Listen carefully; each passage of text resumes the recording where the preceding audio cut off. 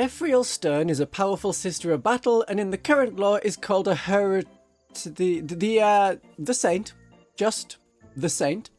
She is a living saint and appears where she is needed as an independent agent of the Imperium.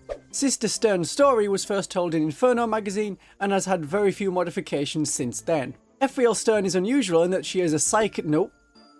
She has powers like lightning shooting from her eyes, but these are not psychic powers.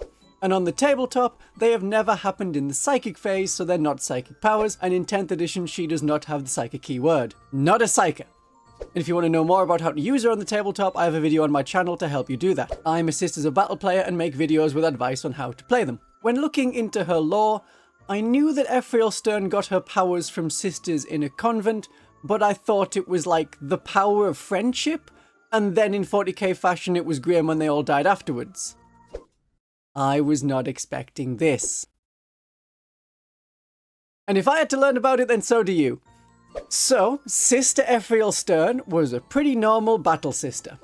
And like Rumpelstiltskin, the Scholar Progenium contacted Stern's parents before Ephrael was born, and as an act of duty to the church, they promised their next daughter to the sisterhood. So, not all the sisters in the Scholia Progenium are orphans.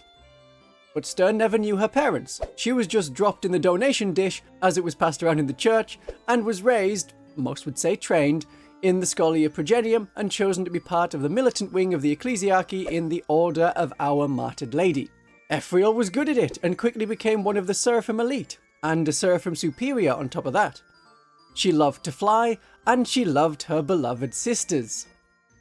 I have never heard of the term foreshadowing before.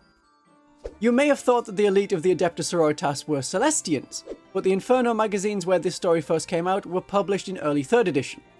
Yes, that is how we measure time, by which edition of 40k was out.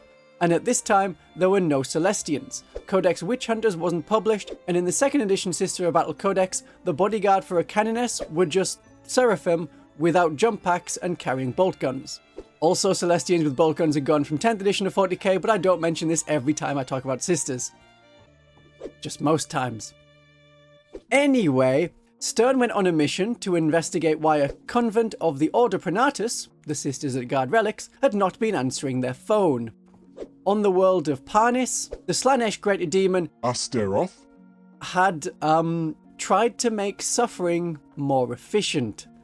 He defeated the sisters of the Order Pronatus and stuck them all together in a big ball of living flesh called the Screaming Cage.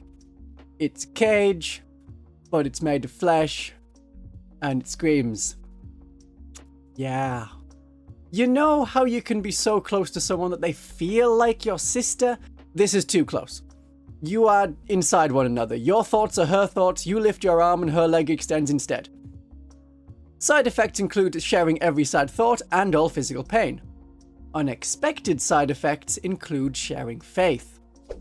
So Stern and the rest of her mission, all her fellow sisters were killed. But the, box of sisters from the Order Pronatus channeled their faith into Stern and brought her back to life, helping to escape the demons.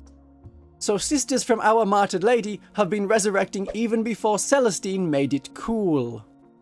Stern was then under investigation by an Inquisitor Silas Hand, who wanted to know why she could fly, even without her jump pack, and what was up with all the weather patterns coming from her face. But Stern passed all the trials, proving that she is faithful and uncorrupt. But Inquisitors have to be suspicious, even when given the all clear, so Inquisitor Hand took her back to Parnis, where the Screaming Cage was waiting and screaming, but they had more faith powers to give to Ephrael Stern, as well as all of their knowledge as an order to help Stern fight chaos. Just not against this particular big great demon, as Inquisitor Hand sacrificed himself to banish it after everyone else died.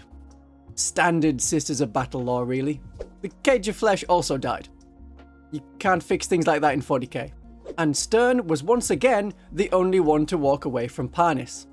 She has since fought in a lot of places, including the Pariah Nexus, which suppresses all psychic powers, but none of Stern's powers, because she is not a psyker. Did you also forget that the Inquisition, well, one Inquisitor, cleared her of being a psyker?